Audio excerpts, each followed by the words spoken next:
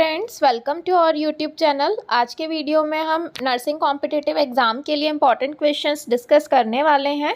यदि आप हमारे चैनल पर नए हैं और आपने हमारा चैनल सब्सक्राइब नहीं किया है तो प्लीज़ रेड बटन पर क्लिक कर लीजिए और हमारा चैनल सब्सक्राइब कर लीजिए। यदि आप MPPB ग्रुप 5 के previous year question paper purchase करना चाहते हैं तो डिस्क्रिप्शन बॉक्स में आपको व्हाट्सएप नंबर मिल जाएगा, उस पर कॉन्टैक्ट कर आप PDF परचेज कर सकते हैं। चलिए तो हम क्वेश्चंस डिस्कस कर लेते हैं। जैसे कि आप देख सकते हैं यहाँ पर पूछा गया है the normal intraocular pressure is. तो यहाँ पर पूछा गया है कि नॉर्मल इंट्राऑक्यूलर प्रेशर कितना रहना चाहिए। ऑप्शंस यहाँ पर देख सकते हैं। Option number A is 12 to 22 mm of Hg, option number B is 20 to 35 mm of Hg, option number C is 16 to 25 mm of Hg and option number D is 19 to 38 mm of Hg।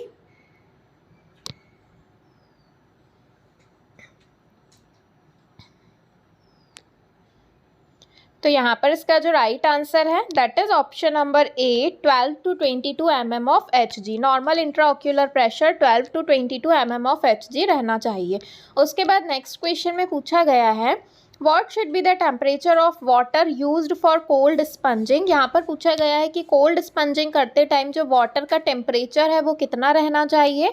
Option number A is 98 degree Fahrenheit, option number B is 105 degree Fahrenheit, option number C is 70 degree Fahrenheit and option number D is 0 degree Fahrenheit.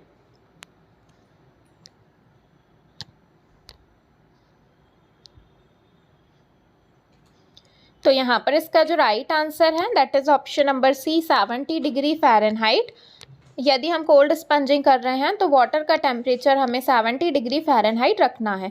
उसके बाद next question में पूछा गया है normal serum potassium level is. यहाँ पर हमें बताना है कि सीरम पोटेशियम लेवल कितना नॉर्मली रहना चाहिए। Option number A is 2.5 to 3.5 milliequivalent per litre, option number B is 35 to 45 milliequivalent per litre, option number C is 3.5 to 5 milliequivalent per litre and option number D is 6 to 8 milliequivalent per litre.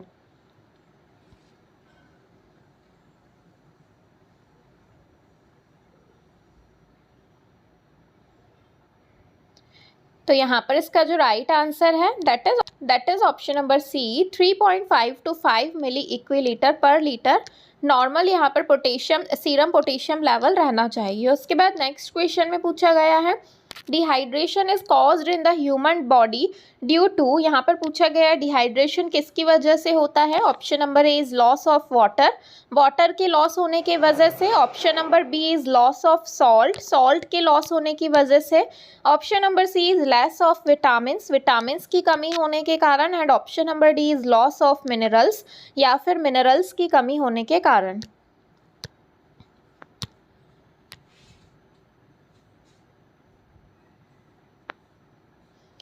तो यहाँ पर इसका जो right answer है that is option number A loss of water, water की loss होने के कारण जो है ह्यूमन बॉडी में डिहाइड्रेशन की कंडीशन होती है।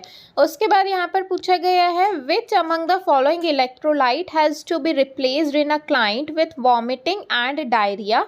यहाँ पर पूछा गया है कि एक पेशेंट है जिसे वॉमिटिंग और डायरिया की कंडीशन हो रही है तो हमें इनमें से कौन सा जो इलेक्ट्रोलाइट है उसे हम रिप्लेस करेंगे।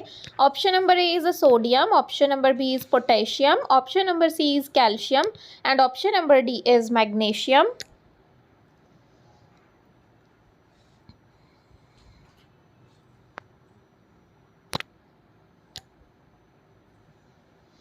तो यहाँ पर इसका जो राइट आंसर है that is option number B potassium. यदि पेशेंट को वॉमिटिंग और डायरिया की कंडीशन हो रही है तो हमें पेशेंट का जो पोटेशियम है पोटेशियम इलेक्ट्रोलाइट को हम रिप्लेस करते हैं। उसके बाद पूछा गया है goniometer is used to assess.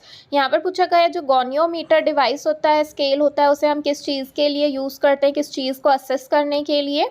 Option number A is auditory faculty, option number B is muscle strength, option number C is range of motion of joint and option number D is visual acuity.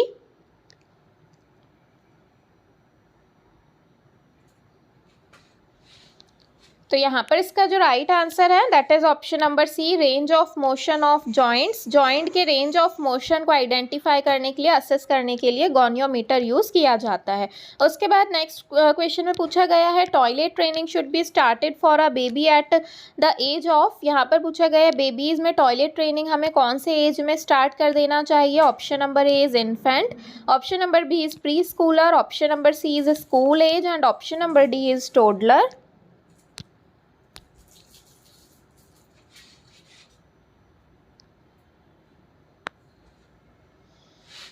तो यहाँ पर इसका जो right answer है that is option number D, toddler. Toddler तीन साल तक के जो बच्चे रहते हैं उन्हें टोडलर की कंडीशन में रखते हैं, और जो टोडलर्स रहते हैं उन्हें टॉयलेट ट्रेनिंग देना स्टार्ट हम कर सकते हैं।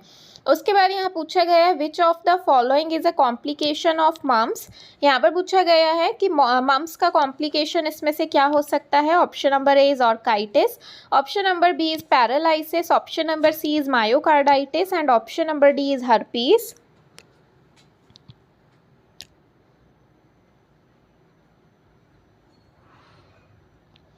तो यहाँ पर इसका जो राइट आंसर है that is option number A, orchitis. Mumps का कॉम्प्लिकेशन ऑर्काइटिस होता है। उसके बाद पूछा गया है medulla oblongata is also called as. यहाँ पर पूछा गया है जो मेड्यूला ओब्लोंगेटा है उसे इसमें से और क्या कहा जाता है। Option number A is prosencephalon, option number B is myelencephalon, option number C is metencephalon and option number D is मीजनसिफेलॉन।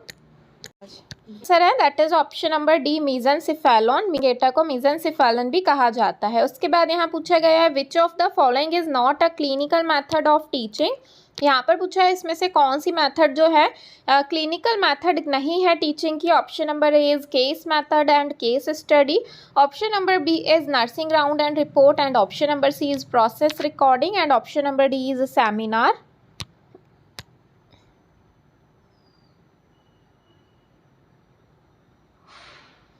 तो यहाँ आंसर है that is option number D, seminar. Seminar जो है ये क्लिनिकल मेथड नहीं है, बाकी जो case study, case method, nursing round and report और प्रोसेस रिकॉर्डिंग ये सारी जो मेथड्स हैं ये क्लिनिकल जब ड्यूटीज़ लगती हैं, पोस्टिंग लगती हैं वहाँ पर इन्हें फॉलो किया जाता है। पूछा गया है which of the following is the responsibility of a staff nurse. यहाँ पर पूछा गया है कि जो ऑप्शंस दिए गए हैं इसमें से कौन सी जो है स्टाफ नर्स की रिस्पॉन्सिबिलिटी रहती है। Option number A is quality care provide करना, option number B is observation and reporting, observation और रिपोर्टिंग करना, option number C is record keeping, record को कीप करके रखना and option number D is all of these, ये सभी।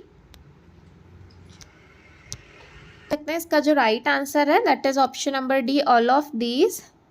फिर उसके बाद नेक्स्ट क्वेश्चन में पूछा गया है all of the following are organs of the lymphatic system except. यहाँ पर पूछा गया है कि ये सभी जो है लिम्फेटिक सिस्टम के ऑर्गन्स हैं किसी एक को छोड़ के। Option number A is tonsil, option number B is thymus, option number C is spleen and option number D is none of these.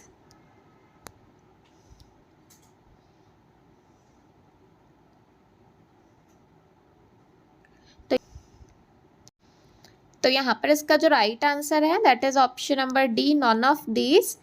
इसमें से कोई सा भी जो है लिम्फेटिक सिस्टम के ऑर्गन्स के अलावा नहीं, ये सारे ही जो ऑर्गन्स दिए गए हैं सभी लिम्फेटिक सिस्टम के अंदर आते हैं, इसलिए इसका राइट आंसर रहेगा नॉन ऑफ दीज।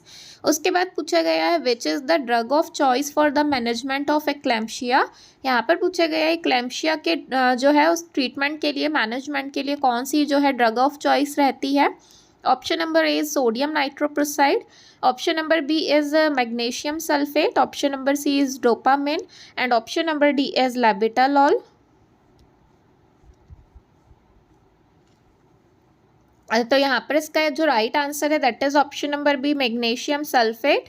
एक्लेम्शिया का जो मैनेजमेंट है उसके लिए ड्रग ऑफ चॉइस है मैग्नीशियम सल्फेट। फिर उसके बाद नेक्स्ट क्वेश्चन में पूछा गया है which of the most common microorganisms causes उसके बाद नेक्स्ट क्वेश्चन में पूछा गया है which of the most common micro organism that causes nosocomial infection in humans. यहाँ पर पूछा गया इनमें से कौन सा माइक्रो ऑर्गेनिज्म है जो कि नोजोकॉमियल इन्फेक्शन मतलब जो हॉस्पिटल एक्वायर्ड इन्फेक्शन होता है उसे कॉज करने के लिए रिस्पॉन्सिबल होता है। Option number A is Escherichia coli, option number B is enterococci, option number C is Staphylococcus aureus and option number D is Serratia.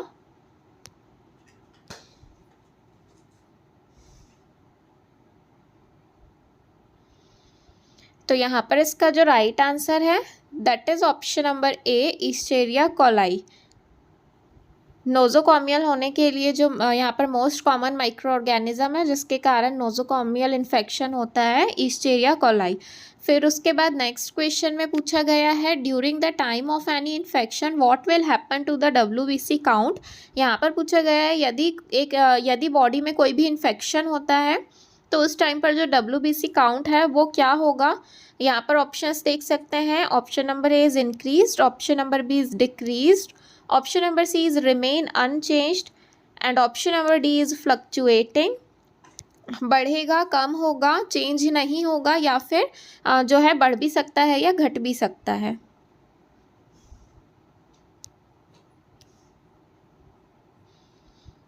तो यहाँ पर इसका जो राइट आंसर है that is option number A increase. WBC count जब भी हमारे body में कोई इन्फेक्शन होता है तो वाइट ब्लड सेल्स का काउंट इंक्रीज हो जाता है।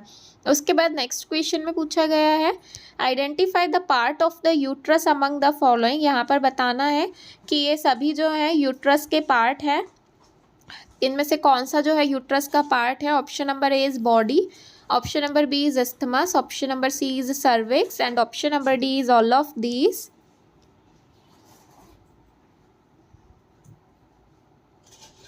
तो यहाँ पर इसका जो राइट आंसर है that is option number D all of these. ये सभी जो हैं यूट्रस के पार्ट हैं।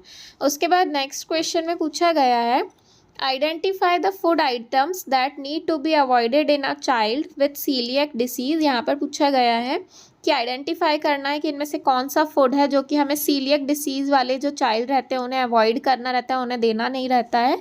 Option number A is wheat, option number B is rye, option number C is oats and option number D is all of these.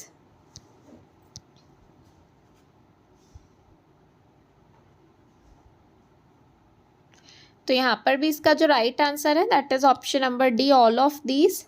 ये सारे ही जो food items हैं ये हमें अगर पेशेंट को सीलिएक डिसीज़ है तो उसे ये जो फूड आइटम्स दिए गए हैं इन्हें अवॉइड करना है।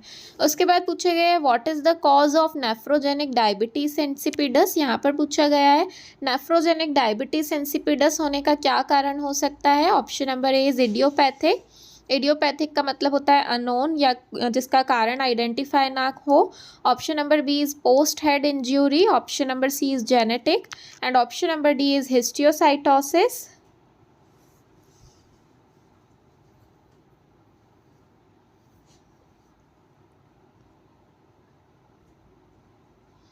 तो यहाँ पर इसका जो राइट आंसर है that is option number C genetic. Nephrogenic diabetes insipidus होने का जो है जेनेटिकली इंसिपिडस जो है ये जेनेटिकली होता है। उसके बाद नेक्स्ट क्वेश्चन में पूछा गया है which of the following clinical finding indicates the patient is experiencing hypokalemia. यहाँ पर पूछा गया है कि इसमें से ऐसी कौन सी क्लिनिकल फाइंडिंग है जो कि इंडिकेट करेगी कि पेशेंट जो है हाइपोकैलेमिया से सफ़र कर रहा है या एक्सपीरियंस कर रहा है। तो ऑप्शंस यहाँ देख सकते हैं। Option number A is oedema, option number B is muscle spasm, option number C is Kussmaul breathing and option number D is abdominal distension.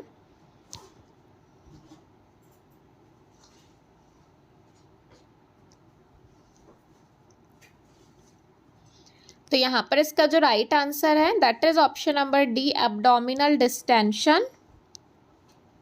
Patient में यदि हाइपोकैलेमिया की कंडीशन हो रही है तो जब हम उसकी क्लिनिकल फाइंडिंग देखेंगे तो पेशेंट के एब्डोमिनल में हमें डिस्टेंशन देखने को मिलेगा। उसके बाद नेक्स्ट क्वेश्चन में पूछा गया है which of the following vaccine is contraindicated in pregnancy. यहाँ पर पूछा गया इनमें से कौन सी वैक्सीन है जो कि प्रेगनेंसी के टाइम पर कॉन्ट्राइंडिकेटेड रहती है। ऑप्शंस देख सकते हैं। Option number A is measles, option number B is rubella, option number C is varicella and option number D is all of these.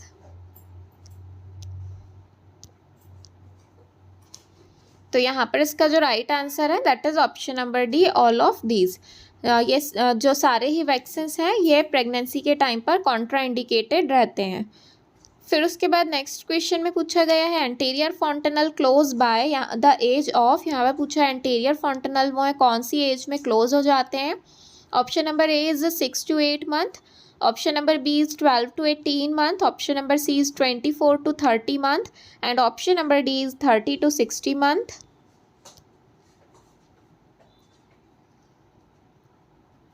तो यहाँ पर इसका जो राइट आंसर है that is option number B, 12 to 18 month. Anterior fontanelle जो है वो 12 से 18 महीने के बीच में क्लोज हो जाते हैं। उसके बाद नेक्स्ट क्वेश्चन में पूछा गया है pain and tenderness in the region of symphysis pubis is indicative of. यहाँ पर पूछा है कि यदि सिम्फाइसिस प्यूबिस वाले रीजन में पेशेंट को पेन और टेंडरनेस हो तो वो इसमें से क्या इंडिकेट करेगा। Option number A is pelvic fracture, option number B is a spinal fracture, option number C is femur fracture and option number D is rib fracture.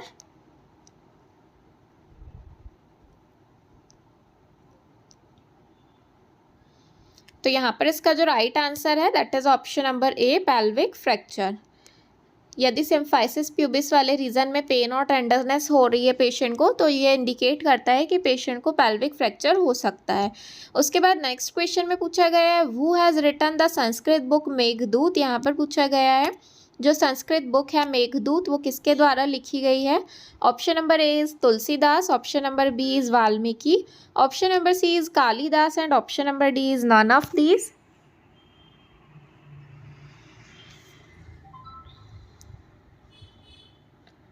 तो यहाँ पर इसका जो राइट आंसर है that is option number C, Kalidas. Kalidas के द्वारा मेघदूत जो book है संस्कृत बुक मेघदूत लिखी गई है। उसके बाद यहाँ पूछा गया है in cerebrum the auditory area occurs in. यहाँ पर पूछा गया है कि जो सेरिब्रम में ऑडिटरी एरिया होता है वो कहाँ पर प्रेजेंट रहता है, कौन से लोब में प्रेजेंट रहता है। Option number A is frontal lobe, option number B is parietal lobe, option number C is temporal lobe and option number D is occipital lobe. तो यहाँ पर इसका जो राइट आंसर है that is option number C, temporal lobe. Temporal lobe में जो है auditory area present रहता है सेरिब्रम में। उसके बाद यहाँ पूछे गए the most common drug used in the treatment of mania. Mania के ट्रीटमेंट में जो है मोस्ट कॉमन कौन सी ड्रग है जो यूज़ की जाती है। ऑप्शंस देख सकते हैं। Option number A is benzodiazepine, option number B is lithium, option number C is imipramine and option number D is none of these.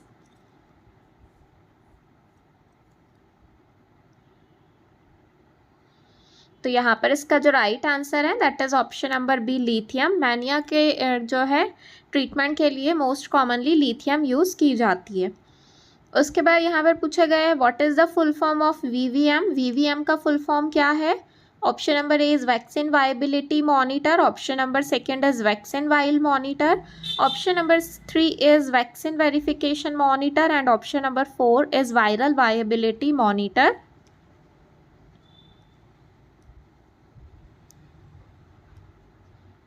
तो यहाँ पर इसका जो राइट आंसर है that is option number second, vaccine while monitor. फिर उसके बाद यहाँ पूछा गया है which of the following constituent of food is the chief source of energy. यहाँ पर पूछा गया इनमें से कौन सा ऐसा फूड है जो कि चीफ सोर्स ऑफ एनर्जी है, जो कि सबसे ज़्यादा एनर्जी प्रोवाइड करता है। Option number A is carbohydrate, option number B is protein, option number 3 is vitamin and option number 4 is lipid.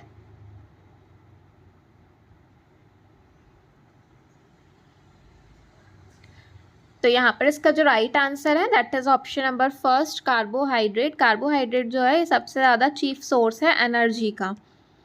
उसके बाद यहाँ पूछा गया the founder of modern nursing is. Modern nursing के फाउंडर कौन है। ऑप्शंस में दिया नंबर फर्स्ट में दिया गया है डॉर्थिया डेक्स, ऑप्शन नंबर सेकेंड में दिया गया है फ्लोरेंस नाइटिंगेल, ऑप्शन नंबर 3 में दिया गया है Clara Barton and option number 4 में दिया गया है मैरी मोहनी।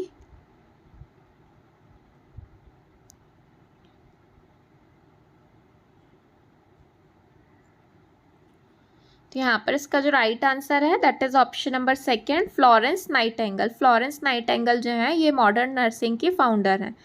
उसके बाद पूछा गया है oral hormonal contraceptive should be commenced from. यहाँ पर पूछा गया है कि जो ओरल कॉन्ट्रासेप्टिव पिल्स रहते हैं, हार्मोनल कॉन्ट्रासेप्टिव पिल्स, ये कब से शुरू किए जाने चाहिए। Option number A is 10th day of menstruation, option number second is 1st day of menstruation, option number 3 is 5th day of menstruation and option number 4 is 6th day of menstruation.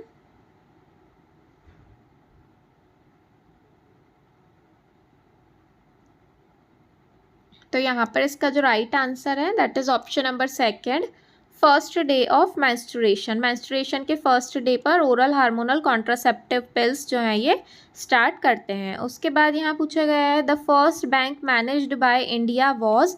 India के द्वारा पहली कौन सी bank है जो manage की गई थी। Option number A is Punjab National Bank, option number second is Awadh Bank, option number 3 is second is Awadh Bank, option number 3 is Banaras State Bank and option number 4 is Punjab and Sind bank.